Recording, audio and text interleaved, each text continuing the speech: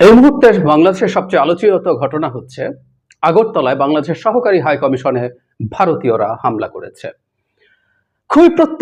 আমি খুবই প্রত্যাশিত মনে করি, এবং আমরা আরো বেশ কিছু ঘটনার জন্য সামনে প্রস্তুত থাকা উচিত হবে। আরো বেশ কিছু ঘটনা ঘটবে আমরা ধারণা করতে পারি। আগে যে হয়েছে সেটা নিয়ে একটু আলোচনা করি এবং কি উদ্দেশ্য হয়েছে, এবং সেই উদ্দেশ্যটা অবশ্যই আমাদের ব্যর্থ করতে হবে। আমি একটু নিউজটা পড়ি। ভারতের উত্তর পূর্বাঞ্চলীয় ত্রিপুরা রাজ্যের উত্তর আগরতলায় বাংলাদেশের সহকারী হাই কমিশন প্রাঙ্গণে হামলা হয়েছে। হিন্দু সংঘর্ষ সমিতি নামে একটি সংগঠনের সমর্থকরা এই হামলা চালান বলে প্রত্যক্ষদর্শী সূত্রে জানা গেছে।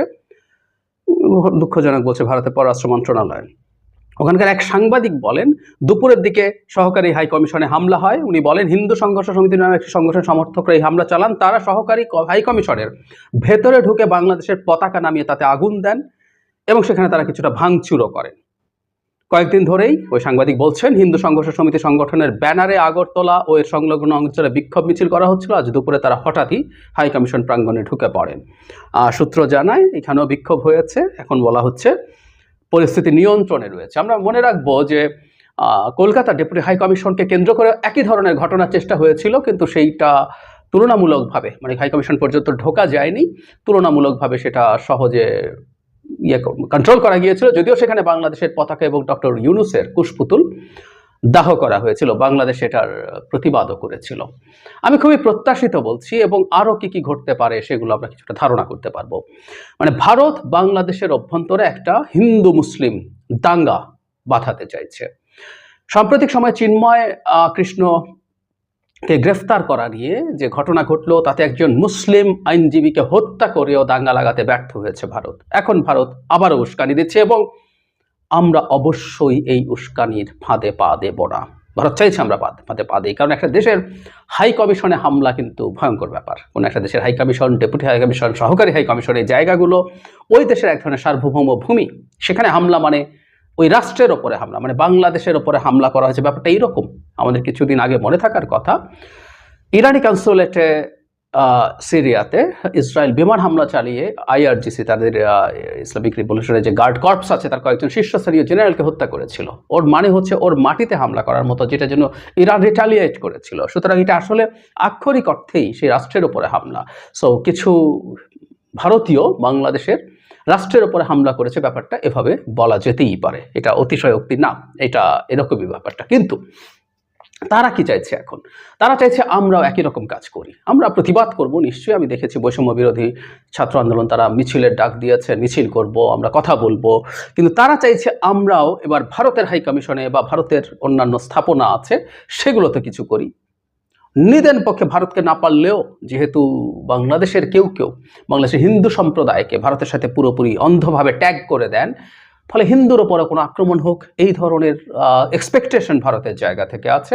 সুতরাং সেই জিনিস তারা চাইছে, তারা বসে বসে চাইছে এই কাজটা করা। সুতরাং এটাও যদি আমরা এবার হতে না দিই, তাহলে ভবিষ্যতে কীভাবে আমরা ধারণা করতে পারি আবারও একই ধরনের হামলার চেষ্টা হবে বাংলাদেশে যেসব স্থাপনা আছে ভারতে, বিশেষ করে এই ধরনের হাই কমিশন জাতীয় জায়গাগুলোতে। খেয়াল করব আমরা, এটা হতে দেয়া হয়েছে। এই রিপোর্টে আমি পড়লাম যে গত 2-3 দিন থেকে তারা মিছিল করছিল, কিন্তু এই নিরাপত্তা ব্যবস্থা নেওয়া হয়নি। নট অনলি দ্যাট, বাংলাদেশের ডেপুটি হাই কমিশন কলকাতায় ঘটনার পর বাংলাদেশের প্রত্যেকটা এই ধরনের স্থাপনায় অনেক আগেই অনেক কঠোর নিরাপত্তা নেওয়া দরকার ছিল, ব্যবস্থা করা দরকার ছিল, কিন্তু হয়নি। সুতরাং ভারত সরকার চেয়েছে, এটা বলা যেতেই পারে যে এটা হোক, এটা হলে এটার প্রতিক্রিয়া যাতে আমাদের হয়। অনেক কিছু হতে পারে। অনেক বাংলাদেশি এখনও ভারতে মাঝে মাঝে যান, যদিও ভিসা একেবারে শূন্যের কোঠায়। যারা গেছেন, যে সংখ্যক গেছেন, যাদের আগের ভিসা ছিল, অনেক না হলেও কিছু যারা গেছেন, তারা হামলার শিকার হতে পারেন। বিশেষ করে যারা মুসলিম বাংলাদেশি আছেন, তারা সেখানে হামলার শিকার হতে পারেন, যাতে আমরাও এখানে হিন্দু সম্প্রদায়ের উপরে হামলা শুরু করি। এবং কিছু কিছু মানুষ আছে যারা ভারতের প্রতি রীতিমতো যুদ্ধ ঘোষণা করার জন্য বসে আছেন। আমি একেবারেই একমত, আমাকে ভুল বুঝবেন না প্লিজ। ভারত যেরকম শত্রুতা আমাদের সাথে দেখাচ্ছে, এটা আনপ্রেসিডেন্টেড, কিন্তু এটা প্রত্যাশিত। শেখ হাসিনার পতনের পর ভারত এমন কিছু করবে, এটা খুব অবাক হওয়ার আসলে কিছু নেই। কিন্তু যে ঘটনাটা জরুরি সেটা হচ্ছে আমরা এটাকে কেন্দ্র করে ভারতের সাথে আসলে কতটুকু এসকালেট করব আমাদের পরিস্থিতিকে, আমরা সেটা করব কিনা, করলে আমরা কি অর্জন করব, কিভাবে অর্জন করব, বা আমাদের এই ক্ষেত্রে করণীয় কি, এগুলো নিয়ে নানা দ্বিমত আছে। কিন্তু আমরা একেবারে ভারতের সাথে শত্রুতা বোধ তৈরি করা, এবং যে ঝুঁকিটা সব সময় থাকে ভারত বিরোধিতা করতে গিয়ে সেটা বাংলাদেশে হিন্দু বিরোধিতায় পরিণত করার চেষ্টা কেউ করতে পারে। এই চেষ্টাটা সবচেয়ে ডিজাস্ট্রাস।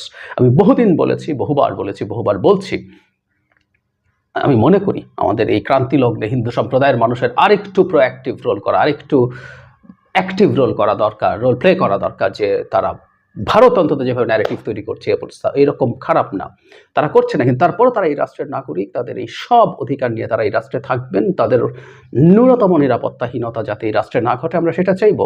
কিন্তু এটা করতে পারলে কারো পারপাস সার্ভড হয়, বাইরে সার্ভড হয়, দেশের ভেতরে সার্ভড হয়। নট অনলি শেখ হাসিনার সমর্থক, শেখ হাসিনা বিরোধীদেরও কারো সুবিধা হয়, কারণ বাংলাদেশে একটা ভলেটাইল পরিস্থিতি যদি হয় তাহলে এখানে মাছ শিকার, পানি ঘোলা করে দিলে মাছ শিকার করার সুযোগ আছে। ক্ষমতার যে এক্সিস্টিং বিন্যাস আছে সেটাকে ভেঙে পুনর্বিন্যাসের চেষ্টা, নানান কিছু হতে পারে। সো এটা নানামুখী ষড়যন্ত্র, এটা আমাদের রাষ্ট্রের অভ্যন্তরীণ নিরাপত্তা, আমাদের সার্বভৌমত্ব, আমাদের ইন্টিগ্রিটি সব কিছুর সাথে জড়িয়ে পড়েছে। সুতরাং আমরা নিশ্চয়ই শান্ত থাকবো, আমরা যাতে কারো উস্কানিতে কোনো রকম পা না দিই। ভারত বাংলাদেশের, কেউ বলছেনও যে এই ধরনের প্রতিষ্ঠানে স্থাপনায় হামলা মানে হচ্ছে বাংলাদেশের উপর হামলা করা, ট্রু। সেটার জন্য আমরা এখন পাল্টা কিছু যাতে না করি যেটা আসলে পরিস্থিতিকে আরো ঘোলাটে করে দেয়। মনে রাখতে হবে এই ঘোলাটে পরিস্থিতিটাই ভারত চাইছে, এই ঘোলাটে পরিস্থিতিটাই আওয়ামী লীগ চাইছে, এবং এই ঘোলাটে পরিস্থিতিটাই কিছু মানুষ চাইছে যারা বাংলাদেশে, তাদের কিছু ভেস্টেড ইন্টারেস্ট আছে, তাদের এক ধরনের পরিকল্পনা আছে বাংলাদেশের সরকার ব্যবস্থা, বাংলাদেশ রাষ্ট্রের দখল করা নিয়ে। সবার এই ধরনের ইন্টারেস্ট যেহেতু আছে, আমরা সতর্ক থাকবো।